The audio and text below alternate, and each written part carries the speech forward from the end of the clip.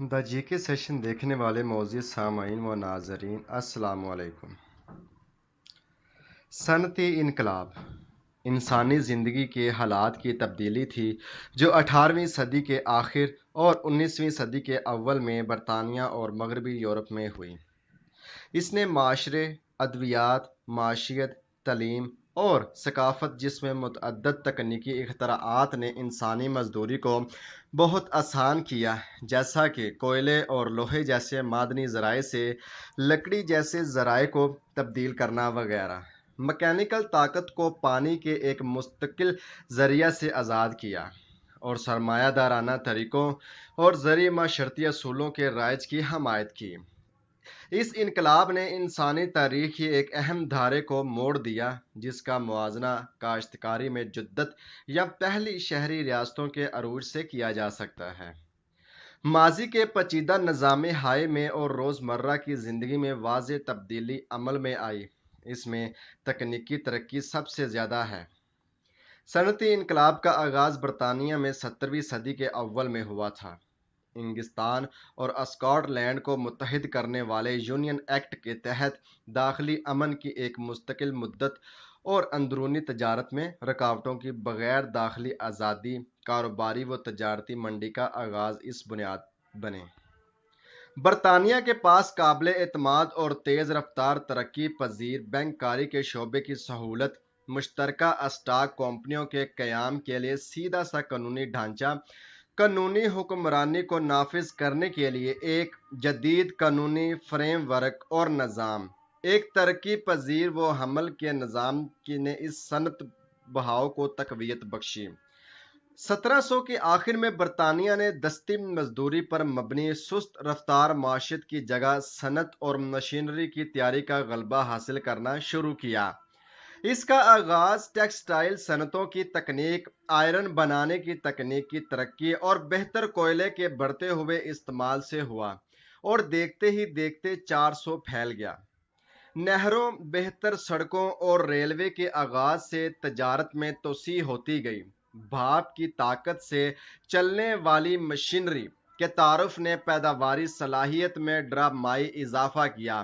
آل metal machines tools کی ترقی نے دیگر صنعتوں میں پیداوار کے لیے زیادہ پیداواری مشینوں کی تیاری میں سہولت فراہم کی۔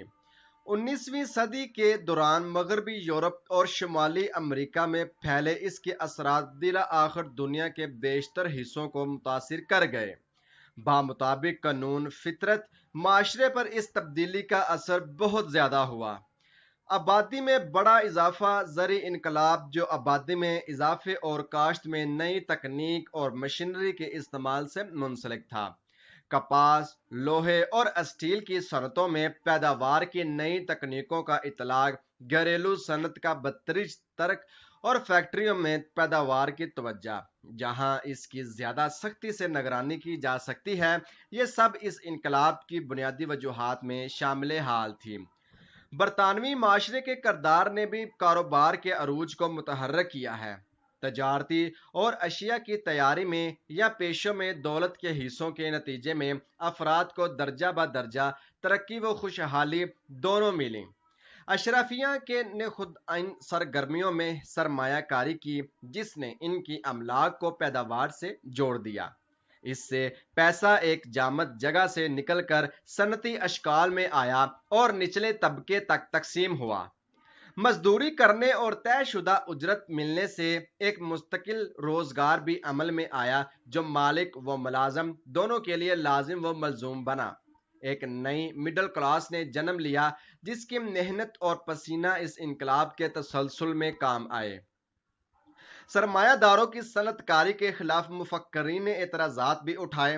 کرائے میں مستقل اضافہ جو زیادہ پیداوار اور بڑھتی آبادی کی پیروی کرے، معاشی بحرانوں کی بنیاد ہو سکتا ہے۔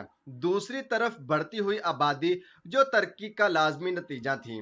اس تبدیلی کا مقصد بنیادی طور پر بڑھتی ہوئی آبادی کی خوشی کو یقینی بنانا تھا، جو مختلف حالات میں اقلیت کے لالچ سے خطرہ بن سکتی تھی۔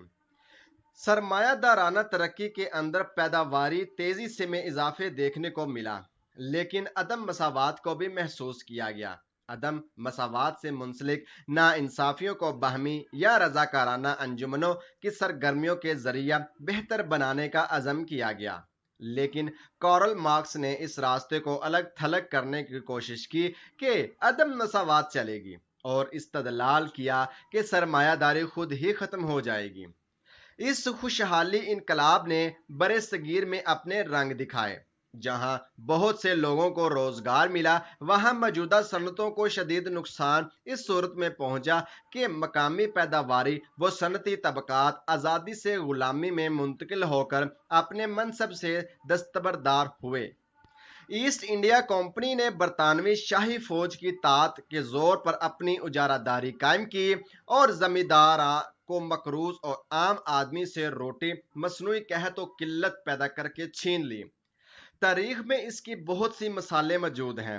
برِ صغیر و چین جو دنیا کے جی ڈی پی میں سب سے زیادہ حصہ دار تھے اور دنیا کو پیداواری مصنوعات فراہم کر کے معاوضے میں سونا وصول کرتے، وہ صرف 2 وقت کی روٹی کے لیے زندہ اور غلامی کی چکی میں پستے چلے گئے۔